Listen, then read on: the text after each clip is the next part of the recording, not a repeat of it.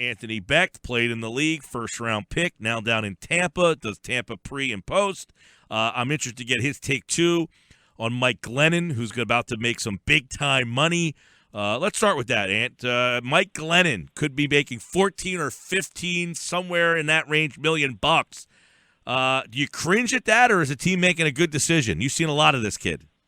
Yeah, well, I mean, listen, the value for the quarterback position is obviously high.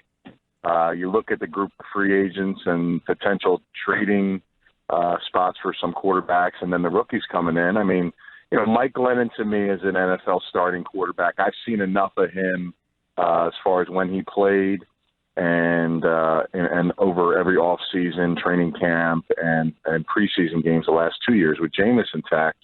That he's definitely got a shot and the potential to be a pretty good one. Just like anything else. I mean, when you bring a guy in and you pay him that kind of money, you expect immediate results. But they got to have pieces around him. I mean, Chicago doesn't have a tremendous amount of winning culture right now, and he wouldn't be the savior. But I'll tell you, he'd get them on the right track and give them a great opportunity. And he can make all the throws. He's very smart. Very good at processing information at the line of scrimmage and then process during the snap. The one thing that, he's really grown as far as when he actually started for a season and a half is that he really was kind of stuck in mud in the pocket. And he's a guy that, worked on that. And you saw in the preseason the last 2 years, at least I have, that he's really worked on his movement. He's not kind of just stuck back there. And, he's not going to go rush for first downs, but I'm talking about in that 5-by-5 area that kind of positions himself with pocket presence. But the one thing that I noticed from him, when he was starting is that no matter, what was going on, I mean, they didn't win a lot of games with him, but they didn't have a lot of talent. Those were some bad teams he was on. Had a really good touchdown interception ratio. But no matter where he threw the football, it was always going to the right spot. When I watched the film and I studied him week to week, he was going to the right side of the field. He was going to where the defense, where he was supposed to go. So all of those things, and then the process now where he's been kind of sitting back and improving his game and learning from Dirk Cutter and helping Jameis, I think he's got a real good shot of being a good quarterback. So, you got to push aside that money number, Mike, because, that $14-15 million, that's kind of cheap for an NFL starting quarterback. And, it's probably going to be something where it's a 2-year with a third-year option with an inflated back-end number. So you're looking at $30 million over 2 years to potentially get a guy that can come in and really make some positive results for you. Yeah, what's it say? What is the message that Tampa was willing to spend the amount of money that they're going to offer to have him stay there? Yeah. Is that just that they like him, or I wouldn't imagine they're concerned about Jameis Winston at all, right? No, they're not. But, listen, I mean, let's look at the landscape of the league. I mean, Tampa is on the cusp of getting over the hump and becoming a team that positions themselves to be a playoff team. They're going to go out there and get big-time free agents and try to add pieces to get this team over the hump. God forbid something were to happen to Jameis, you better be in a situation where, it's you press the fail button and there's nothing there. So, offering him $8 million a year, a 2-year over 2 years, obviously is a pricey amount for a backup. But and they knew that if anything were to happen to Jameis, everything continues to go as if he wasn't there. And I'm not saying he's better than Jameis or he's got that kind of skill set, but to me, I would feel comfortable with Mike Glennon. If Jameis were to go down, to lead this team and had no issue as far as him being that guy to position this team and continue the upward thrust that they want to go. So they definitely are high on him as far as his capabilities and what he's shown in the training camps with Jameis. I mean, you could have easily started Mike Glennon the last 2 years just off what his production was in training camp and the summer and the off season. He's kind of ready to go, and we've been fortunate to have him. And we've also been fortunate we haven't had to use him over the last 2 seasons. Anthony Becht's with us here, former first-round pick of the Jets. Wide receivers that are free agents right now. We know Philly needs a wideout bad. Who's the best fit for Philly? For me, when you have a young quarterback and, he's growing in the league, he's done a nice job his rookie season, you want guys that, you don't necessarily have to put the ball in the perfect spot to make plays. Alshon Jeffrey is a guy that he's going to give you that catch radius, that ability to, kind of throw it in the area. He can still go up and make some plays for you. He's going to be a guy that's going to be overpaid. There's no question about it, but it's a trim list. I mean, outside of him, you have probably the next best guy, and he's probably more of a slash inside-outside guy is Kenny Stills.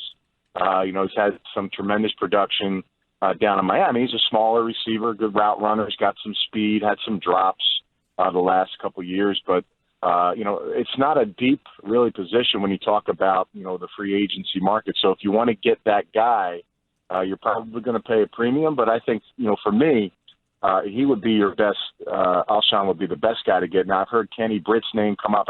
Those are damaged goods. Those are guys that are, they're Band-Aids. And I don't even know if they're probably dangling halfway when you're talking about, a guy like him. So, you either go get the guy that you want and you feel can help your team, or, you try to go into the draft and get something to help your team move forward. But I think for them, they would really like to add a guy that's got some major production, and Jeffrey is one of those guys. And what do you know about DeSean Jackson in terms of Tampa? I mean, is this something that you think tomorrow will end up happening? I'll tell you, the one thing I keep hearing is more teams and more teams that want him. And I know Tampa, they're willing to pay a bit of a premium, but they've been very cautious ever since they signed the two Cincinnati Bengal players a few years ago, Johnson and, I forget the left tackle. He didn't do anything for us. So those two guys, they overspent, and they thought they could come in. So they've been cautious. But I think, listen, Dirk Cutter's been preaching that he wants a guy that can blaze down the field and take the top over the defense. And, just if you can just envision – Mike Evans on one side, DeSean Jackson on the other side, and you got Jameis Winston, who's been flourishing the last 2 years. I mean, that's exciting. So, what DeSean got left in the tank, and I don't necessarily mean on the field, but I always worry about where guys are in their 30s as far as mentally, the drive, and the one. I mean, this is going to be his last big payday, being that it's a thin free agency list. And you just want to make sure that when you pay him and you potentially give him a premium, are you going to get that dollar back on the field with him? Is he going to be a leader, a guy that you could trust to kind of make this team grow and go? So there's always been some ups and downs with him in his career, but I think just from on the field and what he brings to the table and matching him up with a guy like Mike Evans, that can improve a lot of people's statistics across the board. Brandon Marshall, if he ends up with the Giants, is being reported. OBJ and, of course, Brandon Marshall, Shepard out there. I look at it from an Eagles standpoint thinking, man, you already have secondary problems. That's a big issue. But, the deal they get, 2 years, $12 million, it seems like it was almost a deal too good for them to pass up. Yeah, I mean, it seems like it. I mean, Brandon's been a very, very efficient receiver. I mean, he's put some big numbers when he's healthy. Obviously, now you're talking about he's got a quarterback that can actually get him the football the way they did when he was ultra productive with Denver and Chicago. So, this could be a tremendous value for him. And, obviously for him to stay in New York in that market, I think that was a big factor, too. I mean, he's made a lot of money now, and, he's into that media world. And being in New York, that just made sense. So I think they kind of got a bit of a bargain for him, and I think it could pay off big time for them. I mean, with Eli Manning and solid receivers with Beckham and those guys around him, and an emergence of an offensive line, it could be better. That absolutely improves what the Giants' production on offense will bring to the table next season. Hey, where's the best fit for Romo? You know what? I really want to embrace his skill set. There's so many red flags as far as potential, injuries. I mean, it is what it is. The test of time, and it just kind of has caught up for him. I just don't know how much you can trust him being, and you're talking about a back. To me, the best place for him would be home. He should be retiring, but I get it. If he feels like he needs to go, the only logical place to go, in my opinion, would be the Broncos. I don't know where else he would go and win and get a Super Bowl. That would be the only reason to continue playing, is what's your best shot to get a ring right now. And, the Broncos, for them, they're going to make sure that the contract fits their needs as far as, okay, we're going to pay this dollar amount, but, any kind of injuries, bearing things that they're going to protect themselves. And they have some quarterbacks on their roster to fall back on. So, to me, it makes sense. Although, if I'm Dallas, we just talked about, Mike Glennon being such highly valued with the Bucs as a backup.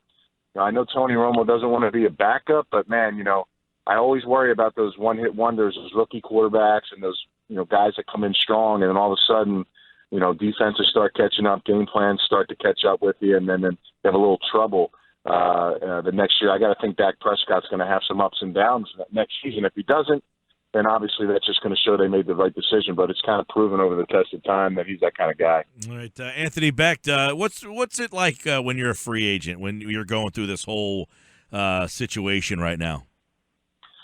I'll tell you, I mean, you're talking about really a handful of guys, maybe 8 to 10 guys that get the maximum dollars out there. And depending on where you are as a player, it all comes down to timing. I saw guys get huge contracts, tight ends, for instance, when I wasn't a free agent. And I'm like, man, these guys are getting this kind of money, but it's so much with timing and what teams need. And then on the flip side, if you're not in that first echelon of guys, then it kind of gets to where do you fit? Do they have enough money to spread out, and can you get the maximum amount of dollars that you want as a player? So there's some highs and lows. I mean, the guys it all kind of works out where it's timing and the team needs and all those things. I mean, it brings a lot to the table, but it is a stressful situation for players also because if they don't feel like they're getting maximized or the dollars that they want. It's definitely can be a head scratcher sometimes for guys. So there's a lot of pluses. Either way, free agency is a fun time for guys because the money's a lot higher than it is every year. It keeps going up, and it seems even those secondary contracts seem to be pretty high. So it's going to be interesting. It's always fun to see those midnight signs and how much money is on the table for these players. We'll be up late waiting. And, of course, Anthony Becht, former first-round pick of the New York Jets, now doing pre- and post-game for the Tampa Bay Buccaneers, former Buck, joining us now on the Sports Bash. All right, pal, we'll see you in a couple of weeks. You got it, Mike. Take care, man.